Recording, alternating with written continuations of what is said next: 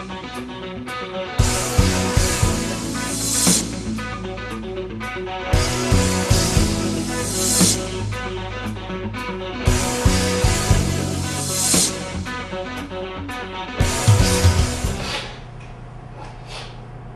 hey folks, just a minute. Sorry, I'm just recovering. We're going to talk about thinking about the movie that we're going to review today. Dear John is its title, and it just brought back a fond tear to me. If you'll just forgive me for a moment as we get started. Okay, I'll do a little better here. Hey folks, Jiminy Critic here. We're ready to talk about this movie, Dear John, and as you can tell, I'm not thrilled about this movie. No, it didn't excite me, it didn't do anything for me.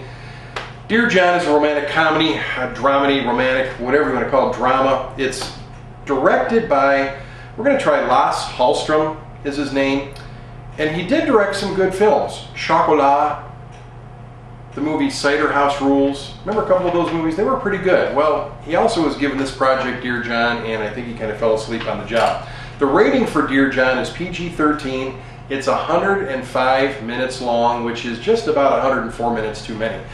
Here's the basic premise of Dear John. It stars Channing Tatum, Amanda Seyfried, and you know, remember her from Mamma Mia, and she's been in a number of movies lately, a charming actress coming up. Richard Jenkins, perennial favorite of mine as a character actor in movies. I usually like him. And even Henry Thomas. Remember Henry Thomas? That name should ring a bell, and somebody should have sent him home instead of doing this movie. But basically, Dear John, the premise goes like this. This movie could be the Hallmark movie of the week. It should never have made the big screen. Basically, Channing Tatum plays a soldier in the armed forces during the Iraq conflict here. It's a modern day story. And he's basically home on leave, got a 2-week leave or something of that nature, and while on the beach one day, he kind of surfs and frolics around on the beach looking for something. He runs into a girl who's with another guy at the time, or so it seems, and it ends up during that time while they're together, they just gaze into each other's eyes and they immediately fall in love. And of course now they're together and in love, and they decide when he goes back that they're going to write each other letters every day.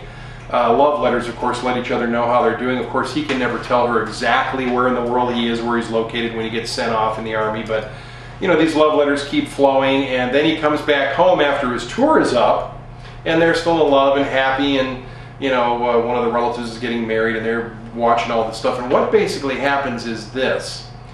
Tatum's character decides that he didn't know what to do with his life. He's kind of driftless, a drifter, and he's going to re-up again for another 2-year or whatever stint in the army.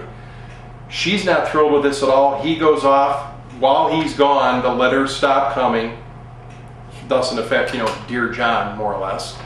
Finds out that she ends up taken up with the Henry Thomas character, who's been sick with cancer for years, has loved him, married him, and the kid that he had from a previous marriage, and taken over as a new family and left Channing Tatum in the dust. He comes back home, tries to figure out why this happened. There's a lot of tears, a lot of overdramatic music, a lot of overdramatic writing in the script, and basically they're done and finished, and he does something wonderful for her at the end of the movie. Anyway, I'm just telling you, this movie was a bunch of hokum, way over the top, too much drama.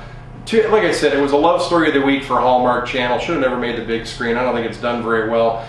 I'm giving this movie, Dear John, my Dear John letter. Don't bother with it. Don't see it. Don't worry about it. Go on to something better. We'll catch up next time.